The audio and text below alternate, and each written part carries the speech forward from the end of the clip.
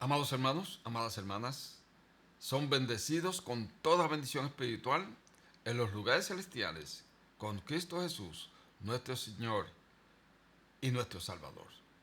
Hoy tengo una palabra preciosa, hermosa, sublime que anhelo ardientemente en mi corazón que usted reciba, porque ha de ser de mucha bienaventuranza para usted y para las personas que usted ama entrañablemente. La misma la he titulado ¿Cómo llevar una vida santificada? ¿Hay alguna forma que nos está diciendo el Espíritu Santo de cómo llevar una vida santificada?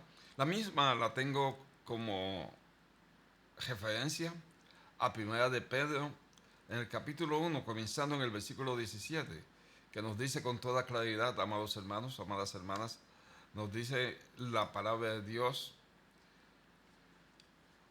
y si invocáis por Padre aquel que sin acepción de personas juzga según la obra de cada uno, conducíos con temor todo el tiempo de vuestra peregrinación, sabiendo que fuisteis rescatados de vuestras vanas maneras de vivir, la cual recibisteis de vuestros padres, no con cosas corruptibles como oro o plata, sino con la sangre preciosa de Cristo, como de un cordero sin mancha y sin contaminación.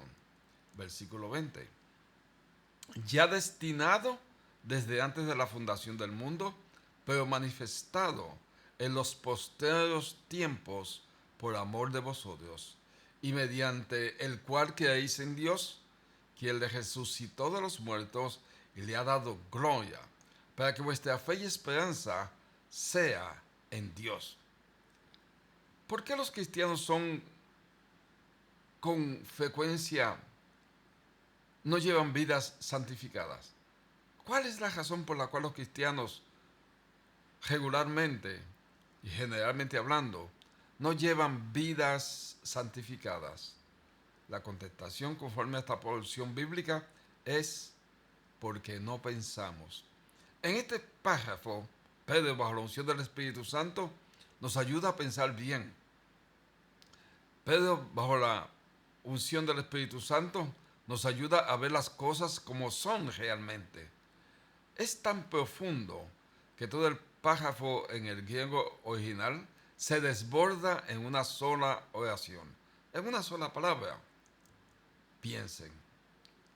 Estudiamos esta porción bíblica de 1 de Pedro capítulo 1, versículo 17 en adelante.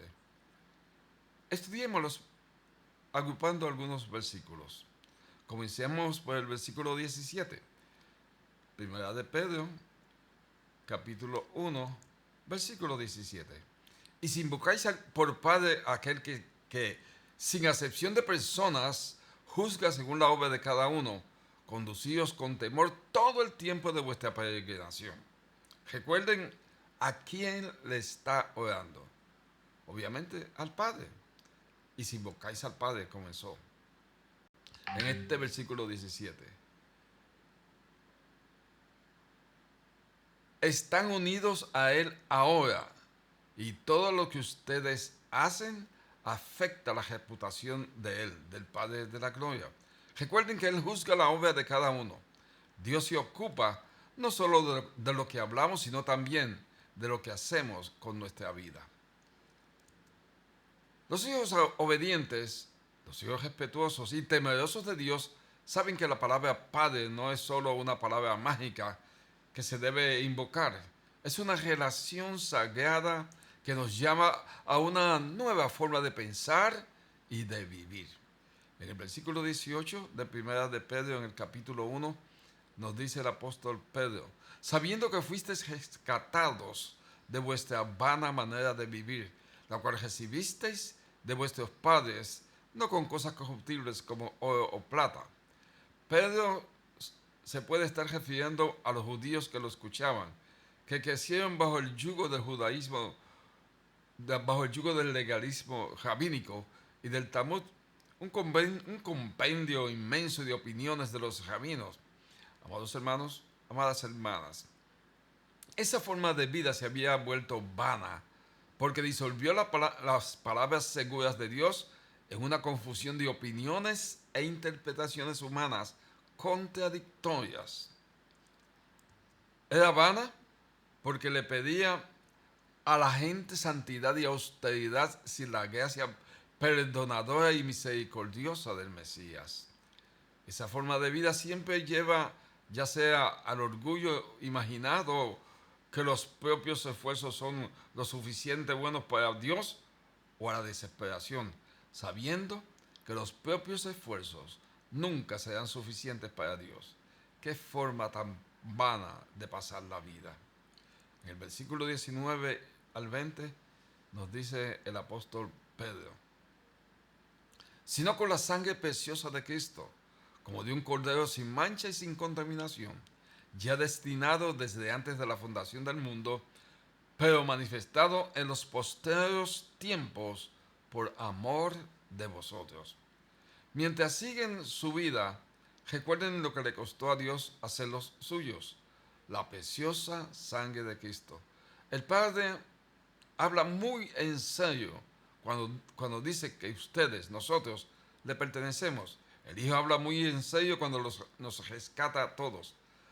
Los corderos de los sacrificios de las leyes ceremoniales del Antiguo Testamento tenían que ser aparentemente perfectos, sin defecto ni mancha. Esos corderos simbolizaban el Cordero de Dios, a Jesucristo, al Cristo de la gloria. En la cruz, por fuera, Jesús no se veía muy bien. Como lo dice Isaías proféticamente, no hay hermosura en él ni esplendor. Le veremos más sin atractivo alguno para que le apreciemos. Pero su perfección era una perfección interior sin defecto ni mancha de pecado. La sangre de Jesucristo ha hecho lo que ninguna otra religión ni filosofía en la historia humana podía hacer: quitar la culpa del pecado de los seres humanos y reemplazarla con la propia justicia de Dios. Y todo esto como regalo de Dios que se recibe por fe. Y aquel que no conoció pecado, por nosotros se hizo pecado, para que nosotros fuésemos hechos la justicia de Dios en Cristo Jesús. Gloria a Dios.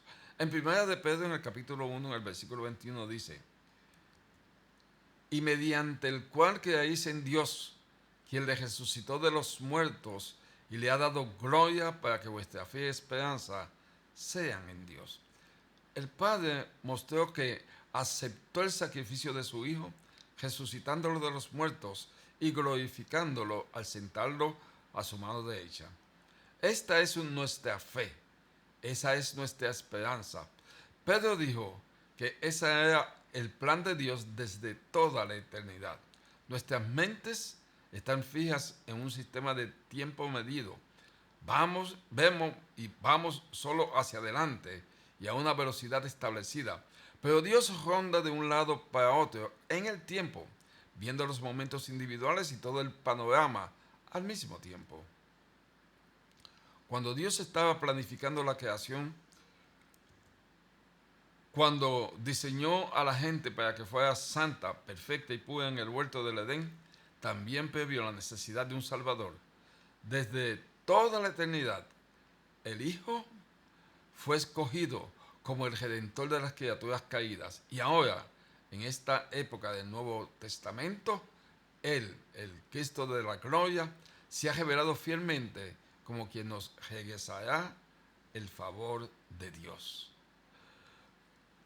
Palabra preciosa, palabra sublime, palabra edificante, palabra que realmente provoca que todos nosotros seamos consolados, exhortados y motivados, porque esta palabra es la que nos dice cómo disfrutar del reino de Dios. Para mí ha sido de bendición. Y estoy en la expectativa que para usted, amado hermano, para usted, amada hermana, también haya sido de bendición.